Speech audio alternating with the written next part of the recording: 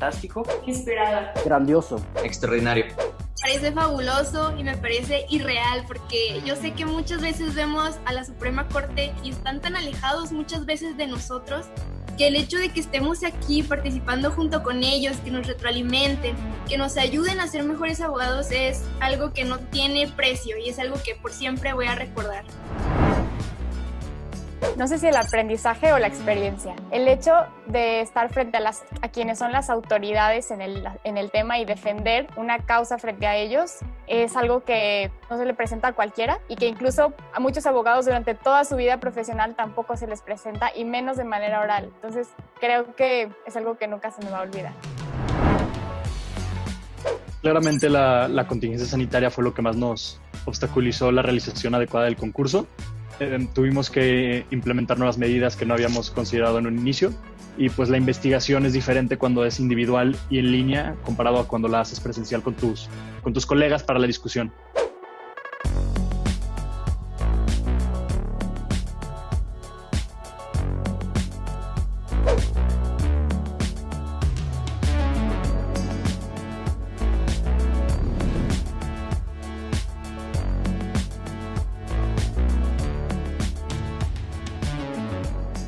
Suprema Corte, el poder de la justicia.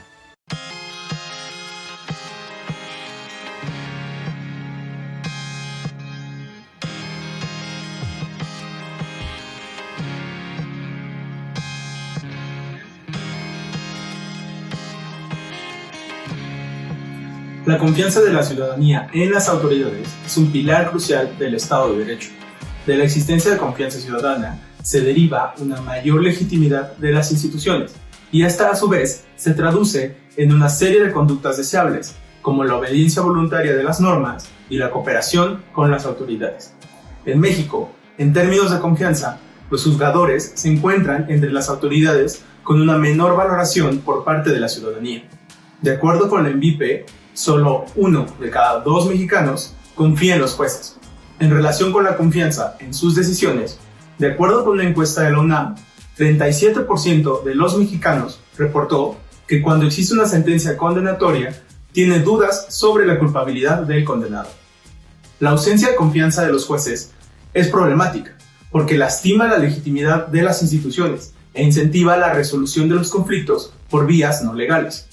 Es un hecho que la forma en la que los jueces desempeñan sus funciones determina la percepción que la ciudadanía tiene de ellos, y de esta depende en gran medida el prestigio de los poderes judiciales. En vista de este panorama, los esfuerzos institucionales deben dirigirse a asegurar que las y los juzgadores propicien la confianza ciudadana en sus decisiones y, en última instancia, la legitimidad de la administración de justicia. Es cierto que el desarrollo de un nuevo perfil de juzgador requiere de una sólida capacitación técnica y del respaldo institucional para poder desempeñar sus labores de la mejor manera posible. No obstante, también se necesita el desarrollo de cualidades y habilidades específicas que mejoren la calidad de las interacciones entre los juzgadores y los usuarios del sistema de justicia.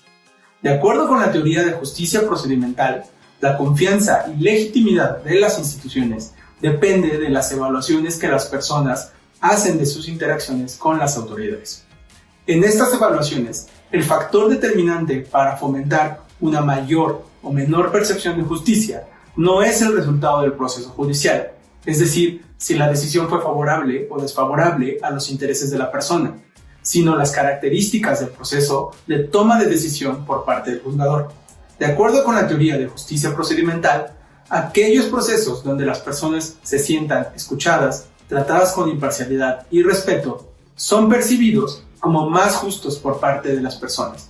Esto se traduce en una mayor confianza en las decisiones, con independencia del sentido de estas. En otras palabras, si las y los jueces se preocupan por la calidad de sus interacciones con las personas durante los procesos judiciales, lograrán una mayor percepción de justicia y fomentarán una mayor adherencia voluntaria a sus decisiones. La legitimidad institucional no solo es un concepto teórico. Muchos de los problemas actuales del país encuentran su origen precisamente en la ausencia de legitimidad de las leyes y de confianza en las autoridades. Históricamente, las instituciones se han caracterizado por la implementación de procesos que ignoran a las personas y que les imponen decisiones tomadas en la opacidad. Por lo tanto, dichos procesos son percibidos como arbitrarios e injustos. Sin legitimidad, no hay obediencia voluntaria de las normas y tampoco hay cooperación con las autoridades. Dos conductas cruciales para la consolidación del Estado de Derecho. Por ello, el fomento de la confianza en las y los jueces no solo requiere de sentencias impecables técnicamente y justas en el sentido sustantivo, sino también de procesos transparentes que sean percibidos como justos por parte de las personas involucradas, es decir, de interacciones en las cuales las y los jueces garanticen un trato imparcial y respetuoso que considere los intereses y las preocupaciones de las personas. En este contexto, el nuevo perfil del juzgador debe contemplar también el desarrollo de capacidades y cualidades personales entre las y los jueces que les permitan mejorar la percepción que las personas tienen de ellos, para generar confianza en sus decisiones y así fomentar la legitimidad del Poder Judicial.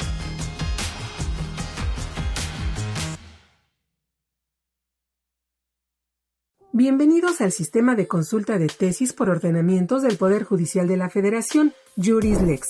El sistema cuenta con 10 materias para acceder a la información relacionada con los títulos constitucional, amparo, civil, fiscal, laboral y de seguridad social, así como mercantil, penal, propiedad intelectual, agrario y administrativo, cuyo contenido, de manera general, permite consultar a partir de ordenamientos, tesis y conceptos jurídicos asociados entre sí y publicados en el Semanario Judicial de la Federación.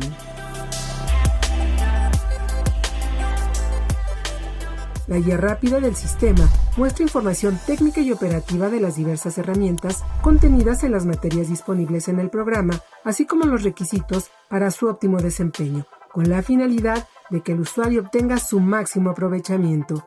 Para conocer todos sus alcances, conviene revisar cada una de las secciones de esta guía rápida, lo cual les será de gran utilidad. Suprema Corte, el poder de la justicia. Antes de comenzar con la transmisión en vivo, queremos aprovechar para invitarte a conocer la biblioteca virtual del Centro de Estudios Constitucionales, donde puedes descargar las nuevas publicaciones totalmente gratis. Si escribes sobre derecho constitucional y los retos de la justicia constitucional, el blog del centro tiene un espacio para ti. Consulta los criterios editoriales y participa. No olvides descargar los cuadernos de jurisprudencia del centro. Libertad de expresión y periodismo. Contenido y alcance del derecho humano a un medio ambiente sano. Los derechos de la diversidad sexual. Restitución internacional de niñas, niños y adolescentes. Y compensación económica. Y si te perdiste la transmisión de alguno de nuestros eventos o quieres consultarlos, entra a la biblioteca del centro en YouTube, donde podrás reproducir las sesiones de los seminarios permanentes, conferencias y congresos, además de las cápsulas de las y los investigadores del centro. Sigue la cuenta de Twitter del centro, @sec_scjn, y entérate de lo más relevante del Centro de Estudios Constitucionales de la Corte. Hola, ¿qué tal? ¿Cómo están? Yo soy Andrea Esteves. La visita de hoy es al Pleno de la Suprema Corte de Justicia de la Nación. ¿Te gustaría saber qué es lo que ocurre al interior de este salón? Ven, acompáñame a conocer las 5 cosas que no sabías del Pleno de la Suprema Corte. ¡Vamos! ¿Sabías que estos son los lugares que ocupan las ministras y los ministros? El ministro presidente se sienta al centro de ellos para presidir cada sesión. Previo a su ingreso al salón, las ministras y los ministros se preparan con una tradicional pero muy particular toga. Esta se representa con una manga más angosta y una más ancha, la interpretación estricta y la interpretación amplia de la norma y de la ley. Esta toga también es muy pesada y lo que representa con ello es la responsabilidad y el peso de las sentencias. El mazo o mallete que el ministro presidente utiliza para abrir o cerrar cada sesión representa la obligatoriedad de las sentencias. ¿Sabías que aquí se sienta el secretario general de acuerdos, quien una vez abierta la sesión tomará la palabra para dar cuenta de los asuntos que se resolverán en el día? La Corte es un órgano colegiado, por tanto las decisiones que se toman son a través del voto que las ministras y los ministros expresan tras analizar y dar sus argumentos para resolver cada asunto. En este lugar se sientan las secretarias parlamentarias, que en periodos de 5 minutos cada una toman notas en taquigrafía durante la sesión. La transcripción puede ser consultada en la página de la Corte. ¿Sabías que Benito Juárez fue ministro de la Corte durante unas cuantas horas y es uno de los creadores de leyes más importantes que ha tenido nuestro país? Por eso su imagen se encuentra detrás del ministro presidente. Cuando asistes a una sesión pública del Pleno, puedes ocupar uno de estos lugares. Las sesiones se transmiten por televisión los lunes, martes y jueves a partir de las 11 de la mañana o bien puedes seguirlas vía internet. Espero que te haya gustado conocer un poco más de esta que es tu casa. Ahora sabes que sus puertas están abiertas para todo aquel que quiera conocer el máximo tribunal constitucional de nuestro país. Hasta pronto.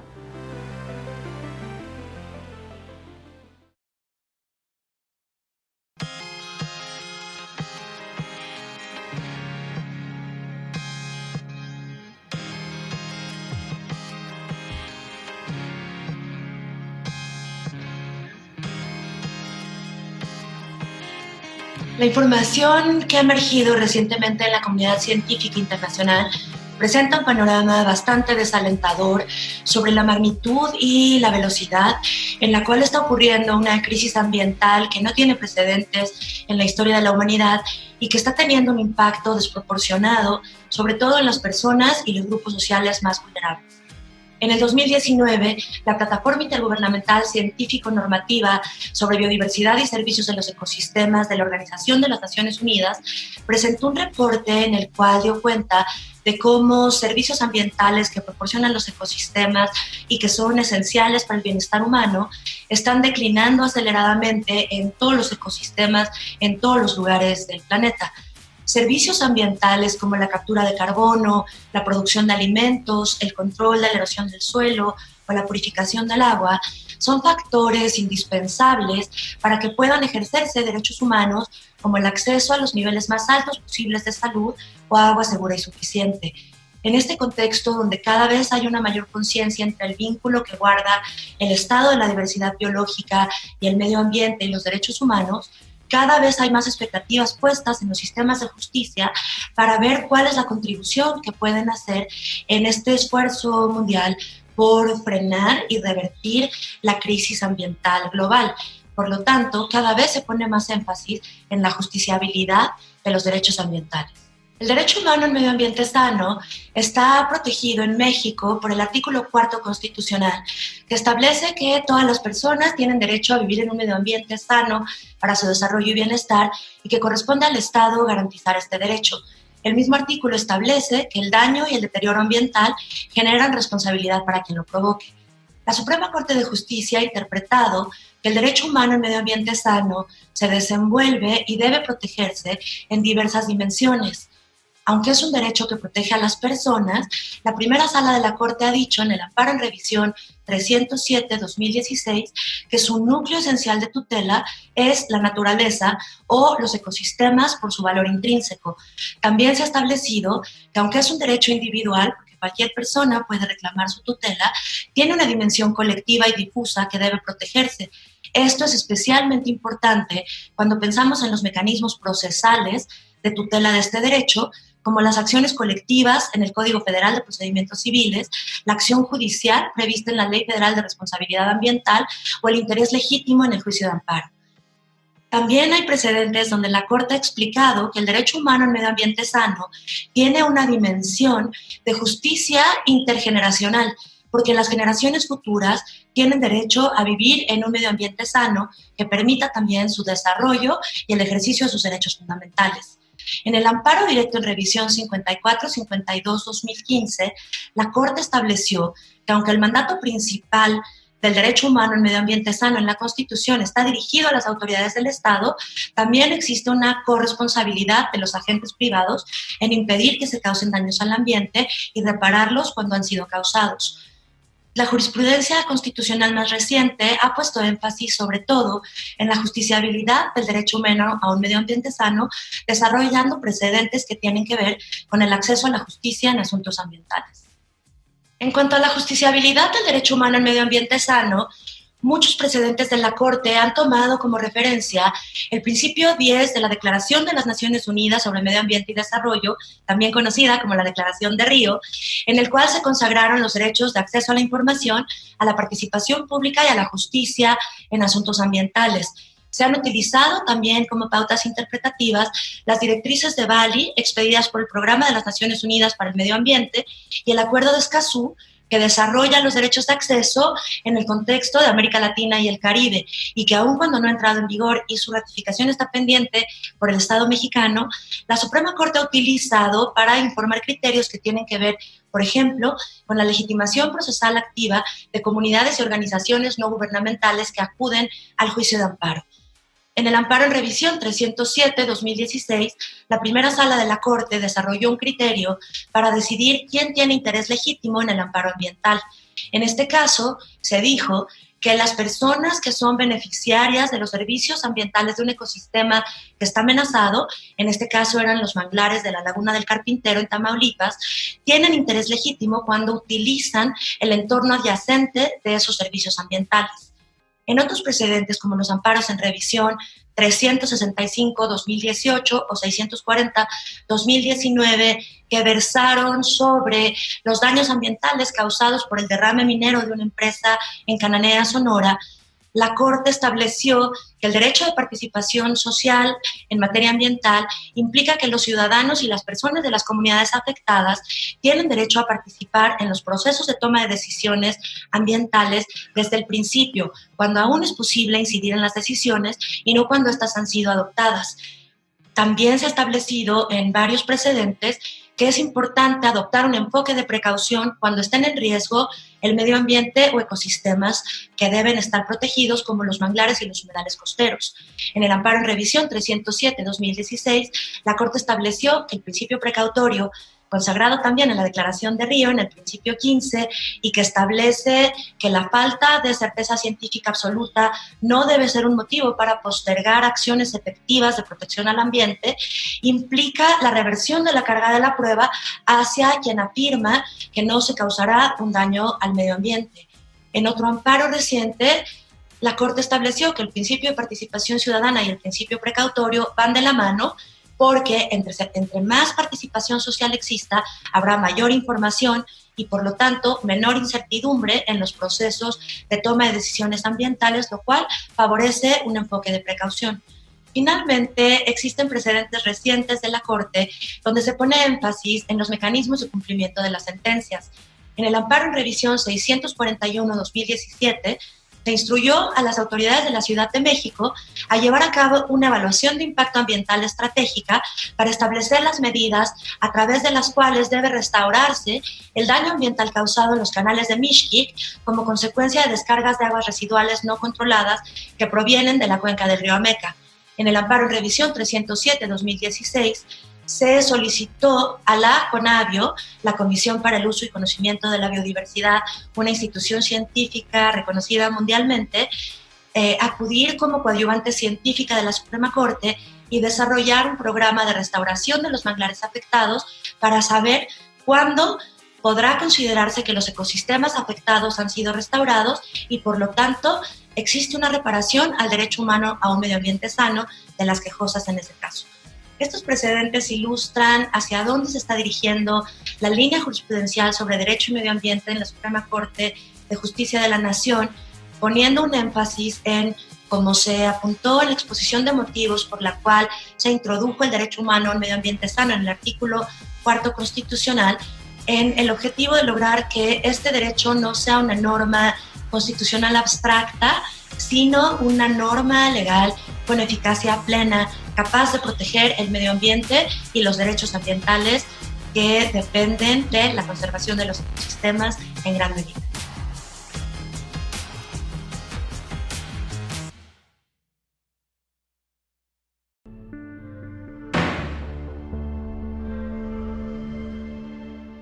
¿Sabías que la Suprema Corte, ante una situación de acoso escolar, emitió una sentencia en la que condenó a una escuela para que pagara una indemnización por daño moral a una madre y su hijo? La Corte determinó que todo acto o omisión que de manera reiterada agreda física, patrimonial, emocional o sexualmente a una niña, niño o adolescente, realizada bajo el cuidado de instituciones escolares, constituye acoso escolar o bullying. Las escuelas tienen la responsabilidad de prevenir, intervenir y modificar positivamente la convivencia escolar. El Estado debe garantizar que la educación se preste con equidad en espacios integrados, seguros y libres de violencia. Ya lo dijo la Corte. Capacítate en línea con las transmisiones de los martes de jurisprudencia de la Suprema Corte de Justicia de la Nación. Consulta en el canal oficial de YouTube de la Corte la lista de reproducción denominada Martes de Jurisprudencia y accede a las sesiones sobre los sistemas de consulta del Semanario Judicial de la Federación, la Gaceta Electrónica y JurisLex, un novedoso sistema de consulta de tesis aisladas y jurisprudencia de la Corte. Con la Corte Digital puedes prepararte en cualquier momento desde cualquier lugar. Suprema Corte, el poder de la justicia.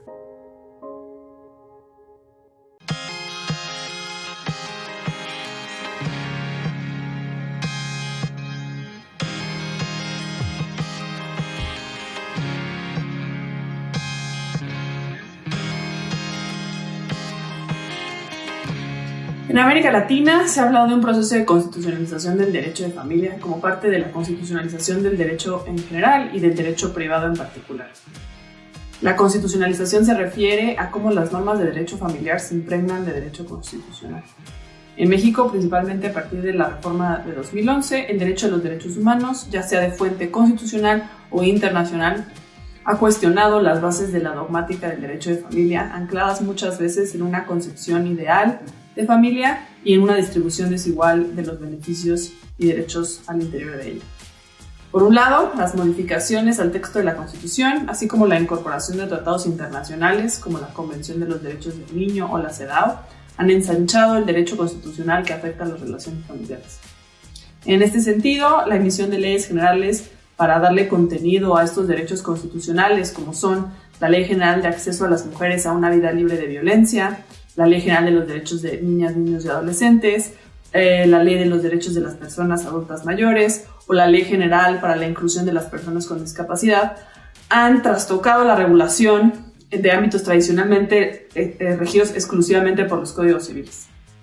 Estas leyes en parte se refieren de manera explícita a la familia y reestructuran el tipo de relaciones al reconocer derechos a personas de grupos especiales o protegidos, ya sea frente al Estado, pero también frente a terceros. Por otra parte, a partir de estos cambios en la ley y a la par de importantes cambios sociales, los jueces han hecho un importante trabajo de interpretación y actualización del derecho de familia con base en el reconocimiento de la dignidad y la autonomía de las personas. En esta cápsula hablaré de los principales ejes jurisprudenciales de la Suprema Corte de Justicia de México que apuntan hacia una nueva relación entre el derecho constitucional y el derecho de familia. En el Centro de Estudios Constitucionales hemos identificado dos ejes principales en los que la jurisprudencia ha trastocado el derecho que rige las relaciones familiares. Por un lado, los derechos de niñas, niños y adolescentes, y por el otro, el desarrollo del principio de igualdad. La doctrina de la Suprema Corte sobre derechos de niños, niñas y adolescentes parte del desarrollo de un principio denominado interés superior de la niñez. En el 2010, la primera sala de la Corte consideró que el interés superior se encontraba implícito en el texto del artículo 4 constitucional y lo descubrió como un principio paraguas que, por un lado, justifica la existencia de todos los derechos que tienen por objeto la protección de la niñez y, por el otro, operan como una directriz para jueces, legisladores y autoridades administrativas para siempre actuar conforme a lo mejor para el niño. La necesidad de dotar de contenido este principio incrementó considerablemente el número de casos que la Corte conoció sobre derecho de familia y dio pie a la definición de obligaciones para agentes estatales particulares en su relación con niños y adolescentes. El interés superior de la niñez se acompañó posteriormente del reconocimiento de que las niñas, niños y adolescentes son sujetos de derechos autónomos, lo que eliminaba la visión exclusiva de los niños únicamente como sujetos de protección. Con base en este desarrollo destaca, por ejemplo, el reconocimiento y la especificación del derecho de los niños a participar activamente en los procesos que les afectan. Además, se reestructuró la manera de entender las relaciones Estado, padres e hijos para redefinir, por ejemplo, la patria potestad como una institución que tiene como único propósito hacer prevalecer el interés superior del niño, lo que se proyectó también en la manera en la que entendemos las relaciones paternofiliares. Así, la obligación del cumplimiento de los derechos del niño autoriza, bajo ciertas condiciones específicas, la intervención estatal en la autonomía familiar, como se reflejó, por ejemplo, en casos de educación sexual o de cuidado médico de los niños. El desarrollo del principio de igualdad en la jurisprudencia de la Corte funcionó como el segundo eje de cambio en el derecho de familia tradicional. El reconocimiento de la protección constitucional de la familia, no solo a un modelo único, sentó la base para redimensionar todo el derecho. Dio pie, por ejemplo, al matrimonio igualitario, pero también a la equiparación de ciertos derechos para concubinos o para relaciones de hecho en temas como alimentos, compensación económica o el derecho de representación en caso de declaraciones de interdicción. Los avances en el derecho a la igualdad y no discriminación se proyectaron también en los derechos parentales, tanto para posibilitar la adopción de personas del mismo sexo como para el uso de técnicas de reproducción asistida. Por otro lado, el cuestionamiento social de los roles de género al interior de la familia se manifestó también en las resoluciones de la Corte, donde se abordaron directamente normas que reforzaban estereotipos de género y roles de cuidado. Finalmente, la construcción de la jurisprudencia sobre compensación económica y doble jornada laboral femenina abrieron la puerta para el estudio de la dimensión económica del derecho de familia. Toda esta jurisprudencia también se acompañó de importantes desarrollos en temas de identidad de género y derechos de las personas con discapacidad. ¿Y qué significan estos cambios? Por un lado, los cambios legales y jurisprudenciales dejan muchas veces atrás las normas de los códigos civiles que necesitan ser actualizados porque muchas veces todavía reflejan prejuicios, estereotipos y una distribución desigual de derechos y beneficios. Por otra parte, estos cambios nos hablan de una nueva relación entre el derecho constitucional y el derecho de familia, en la que por una parte el derecho constitucional funciona como una nueva fundamentación o unos nuevos cimientos para el derecho familiar, y al mismo tiempo los conflictos familiares dan pie a la construcción de una doctrina constitucional mucho más amplia que se traslada también a otros ámbitos del derecho, como el derecho penal, el derecho laboral o el derecho administrativo. Estos cambios nos llaman a la reflexión sobre la manera en el que los derechos humanos contribuyen al derecho de familia, cuáles son los beneficios de este nuevo acercamiento y cuáles pueden ser los problemas de reconfigurar el derecho de familia de esta manera. Nos obliga a desarrollar una nueva doctrina en derecho de familia que se construya sobre principios constitucionales de interés superior del menor, de autonomía, de libertad, de igualdad, pero que sea también lo suficientemente sólida para evitar problemas de indeterminación jurídica y que reconozca tanto la importancia de la discrecionalidad judicial y la atención a los hechos que este derecho en específico requiere.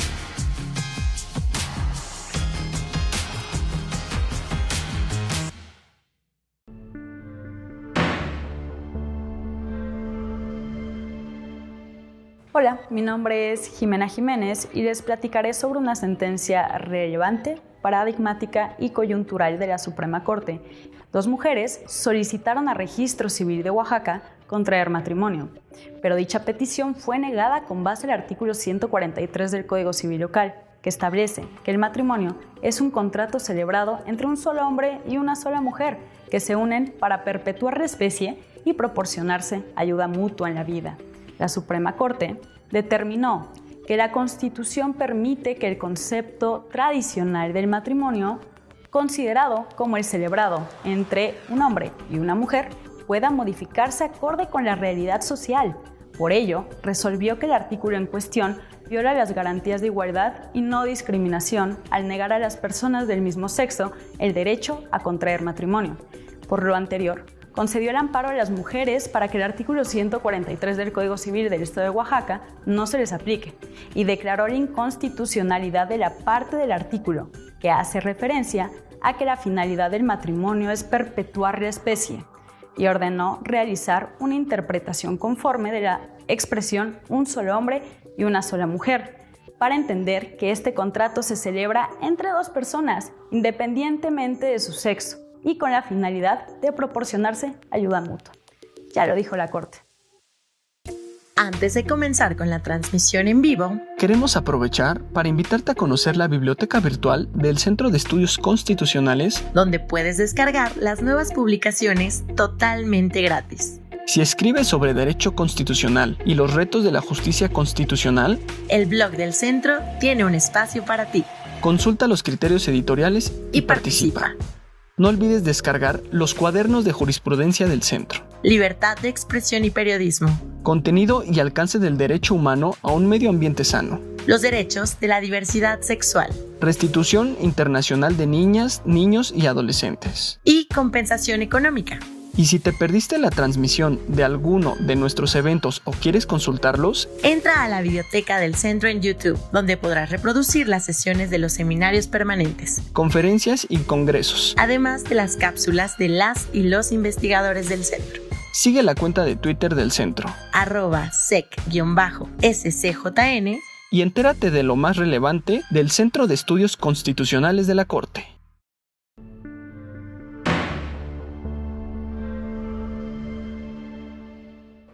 ¿Sabías que las personas que han cumplido la mayoría de edad pueden exigir de manera retroactiva la pensión alimenticia que no recibieron durante su infancia? En la Ciudad de México, una persona que había cumplido la mayoría de edad demandó a su padre la pensión alimenticia para cubrir sus necesidades actuales, así como el pago de los montos por alimentos que no recibió durante su infancia. Al respecto, un tribunal determinó que era procedente el reclamo de alimentos retroactivos, aun cuando la persona ya era mayor de edad. El padre, inconforme con las determinaciones, interpuso un recurso de revisión, el cual llegó a la Suprema Corte de Justicia de la Nación. La resolución de la Suprema Corte determinó que no se justifica que a menores de edad se les permita acceder al pago retroactivo de los alimentos y a las personas que alcanzaron la mayoría de edad, no, ya que no existe un plazo para hacer efectivo este reclamo. Es decir, la obligación alimenticia persiste aun y cuando el acreedor haya adquirido la mayoría de edad, sin que exista una razón para negarle la posibilidad de exigir su cumplimiento. La Corte precisó que si se considera que la posibilidad de exigir el pago de la pensión alimenticia cuando se es menor de edad solo depende de su representante legal, si el representante decide no demandar el derecho alimentario del niño, no hay impedimento para que una vez que alcance la mayoría de edad pueda demandar el cumplimiento de la obligación. Con base en lo anterior, la Suprema Corte le dio la razón al tribunal y solo modificó la sentencia recurrida para que se tomaran en cuenta los elementos necesarios para calcular el monto de los alimentos retroactivos. Ya lo dijo la Corte. Capacítate en línea con las transmisiones de los martes de jurisprudencia de la Suprema Corte de Justicia de la Nación. Consulta en el canal oficial de YouTube de la Corte la lista de reproducción denominada Martes de Jurisprudencia y accede a las sesiones sobre los sistemas de consulta del Semanario Judicial de la Federación, la Gaceta Electrónica y JurisLex, un novedoso sistema de consulta de tesis aisladas y jurisprudencia de la Corte. Con la Corte Digital puedes prepararte en cualquier momento desde cualquier lugar. Suprema Corte, el poder de la justicia.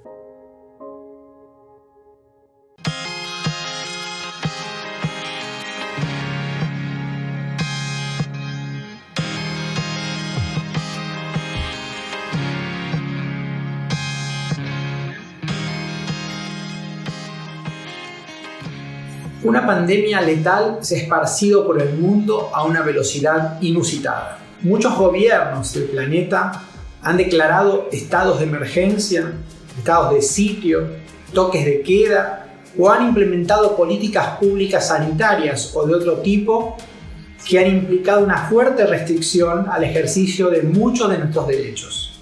Pero la pandemia y estas políticas públicas y estos estados de emergencia no afectan de la misma manera a todas las personas.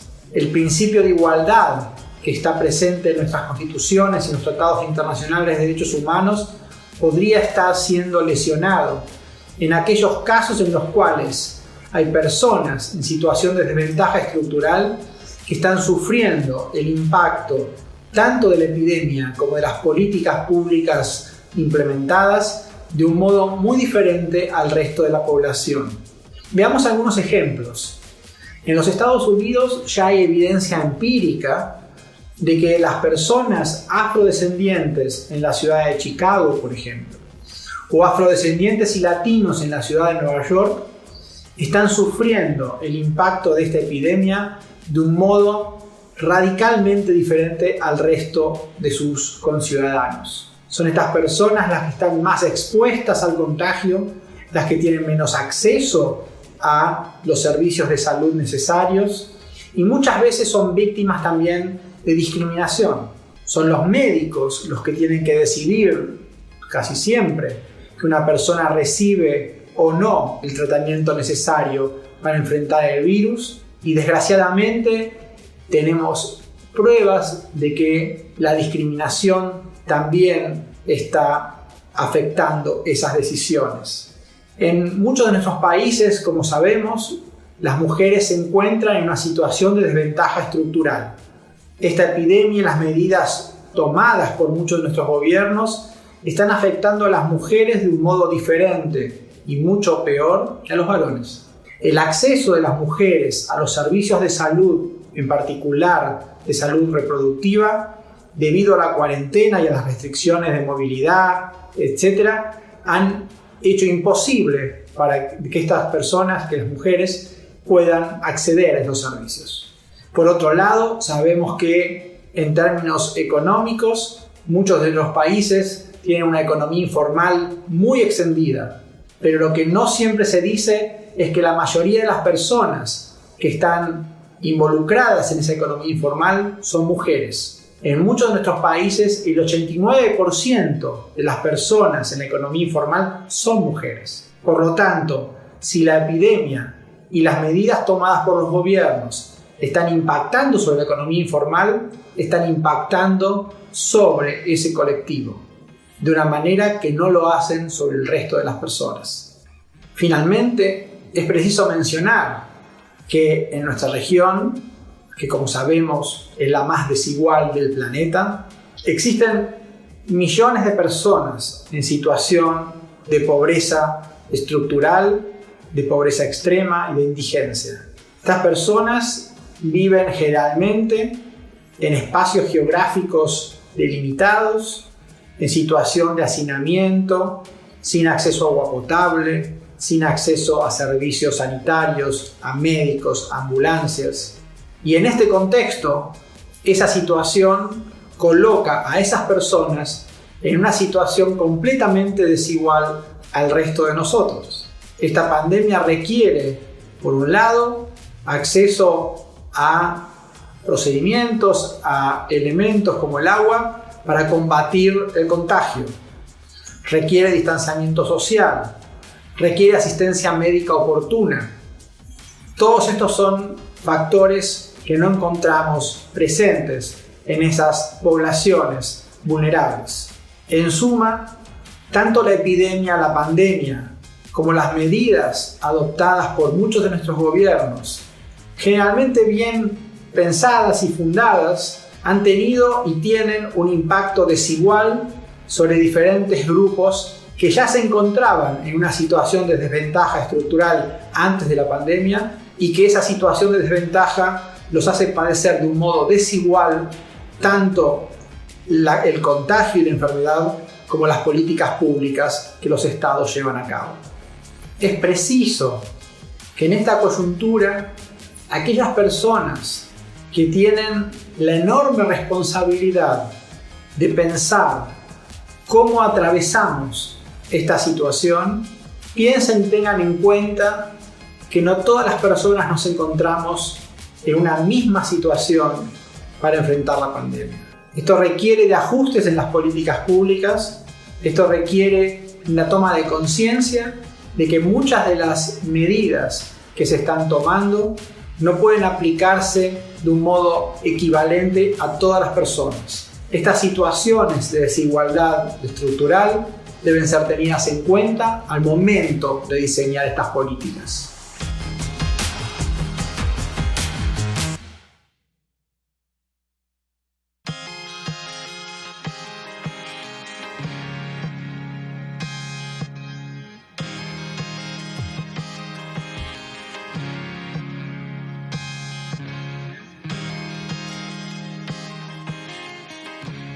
En los últimos años, nuestro sistema de criterios judiciales ha ido evolucionando, no solamente a partir de cambios legales y jurisprudenciales, sino también a partir de cambios en la cultura jurídica de algunos de los jueces, sobre todo en la cultura jurídica de los ministros de la Suprema Corte. Estos cambios se pueden ver reflejados, por ejemplo, en la introducción de categorías de common law en las sentencias de la Corte para el análisis de sus precedentes. Categorías tales como ratio decidendi, overruling, distinguishing, etc. Además, estos cambios también se pueden ver reflejados en que se ha reducido la excesiva formalización que caracterizaba a nuestro sistema de precedentes mexicano. Otra cuestión muy importante y que además considero que ha cambiado el sistema de precedentes mexicano es la reforma constitucional de 2011 en materia de derechos humanos y las interpretaciones que la Corte ha dado a partir de esta reforma. En esta reforma se introdujo un bloque de constitucionalidad que incluye no solamente la Constitución, sino a los tratados internacionales de los que México forma parte. Esta situación fue reconocida expresamente en la contradicción de tesis 293 del 2011 dictada por la Suprema Corte, pero además en esta contradicción de tesis lo que la Corte hizo fue establecer que son vinculantes las sentencias de la Corte Interamericana de Derechos Humanos para todos los jueces y los tribunales del país.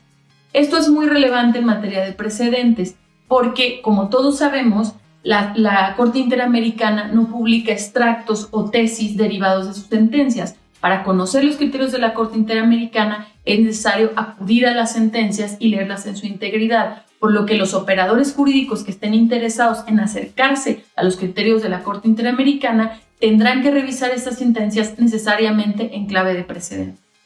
En cuanto a los cambios jurisprudenciales y legales, me gustaría referirme a aquellos que considero más relevantes. En primer término, a partir de 2016, la Suprema Corte dejó de publicar tesis que derivaban de controversias constitucionales y de acciones de inconstitucionalidad.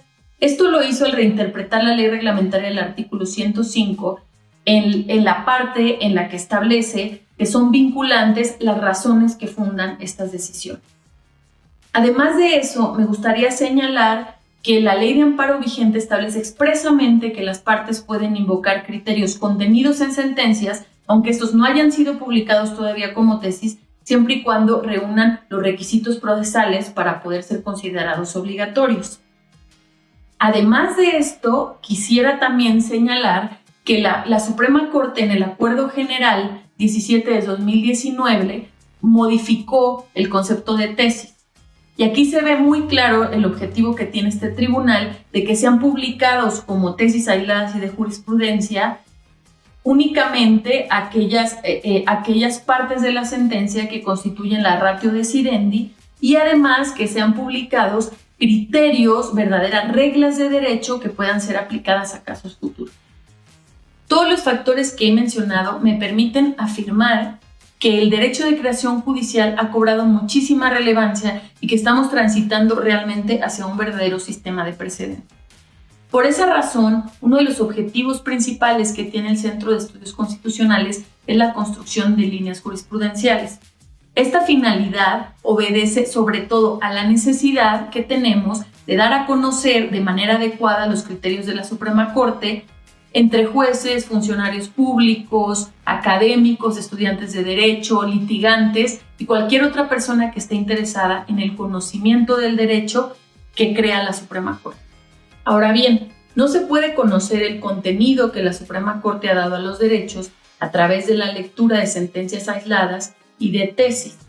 Para poder realmente conocer cuál es el contenido de estos derechos, se deben construir narrativas integrales a partir de problemas jurídicos determinados que den cuenta no solamente de las sentencias más relevantes que han resuelto estos problemas jurídicos, sino de la interrelación que existe entre ellas. Por esa razón, en el Centro de Estudios Constitucionales consideramos crucial este proyecto de formación de líneas jurisprudenciales, ya que la particular complejidad del sistema jurídico mexicano hace muy difícil el conocimiento del derecho de origen judicial y su aplicación a casos futuros, en detrimento de los derechos de igualdad en la aplicación de la ley, de seguridad jurídica y de imparcialidad de los jueces.